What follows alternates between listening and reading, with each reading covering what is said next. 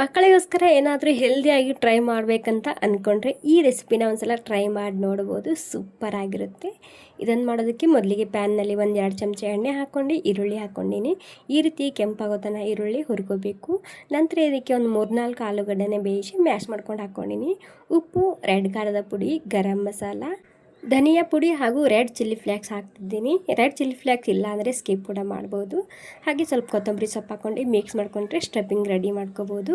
ಹಾಗೆ ನಿಮಗೆ ಆಲೂಗಡ್ಡೆ ಪರೋಟ ಮಾಡೋದಕ್ಕೆ ಕಷ್ಟ ಅನ್ನೋರು ಈ ರೀತಿ ಮಾಡಿ ನೋಡ್ಬೋದು. ಇಲ್ಲಿ ನಾನು ನಾರ್ಮಲಾಗಿ ಚಪಾತಿ ಹಿಟ್ಟು ಹಾಕ್ಕೊತೇವಲ್ಲ ಅದೇ ರೀತಿ ನಾದಿ ಇಟ್ಕೊಂಡಿನಿ. ಇವಾಗ ಏನಿಲ್ಲ, ಇದನ್ನು ಗೋಧಿ ಹಿಟ್ಟು ಹಚ್ಕೊಂಡು ರೌಂಡಾಗಿ ಲಟ್ಟಿಸ್ಕೊಂಡು ತೊಗೋಬೇಕು. ಇಲ್ಲಿ ನೀವು ಉಳಿದಂತಹ ಚಪಾತಿ ಕೂಡ ಬಳಸಿ ಮಾಡ್ಕೋಬೋದು ಅಥವಾ ಈ ರೀತಿ ಪುಟ್ಟ ಚಪಾತಿನ ಮಾಡ್ಕೊಂಡು ಈ ರೆಸಿಪಿನ ಮಾಡ್ಕೋಬೋದು. ಎರಡೂ ಕೂಡ ಸೂಪರ್ ಆಗಿರುತ್ತೆ. ನೋಡಿ, ಎಲ್ಲ ಚಪಾತಿ ರೆಡಿ ಮಾಡಿ ಇಟ್ಕೊಂಡಿನಿ. ಇವಾಗ ಚಪಾತಿಗೆ ನಾನು ಹೋಮ್ ಮೇಡ್ ಟೊಮೆಟೊ ಕೆಚಪ್ ಹಾಕ್ತಿದ್ದೀನಿ. ಇವಾಗ ಇಲ್ಲೊಂದು ಸ್ವಲ್ಪನೇ ಚೀಸ್ ಹಾಕ್ತಿದ್ದೀನಿ. ಚೀಸ್ ಹಾಕಿದರೆ ಮಕ್ಕಳಿಗೆ ತುಂಬಾ ಇಷ್ಟ ಆಗುತ್ತೆ ಅಂತ ನಾನಿಲ್ಲಿ ಚೀಸ್ ಹಾಕ್ಕೊಂಡಿನಿ. ಬೇಕಿದ್ರೆ ಚೀಸ್ನ ಸ್ಕಿಪ್ ಕೂಡ ಮಾಡ್ಬೋದು.